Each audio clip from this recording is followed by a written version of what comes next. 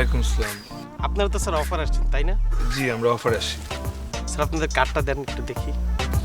Card.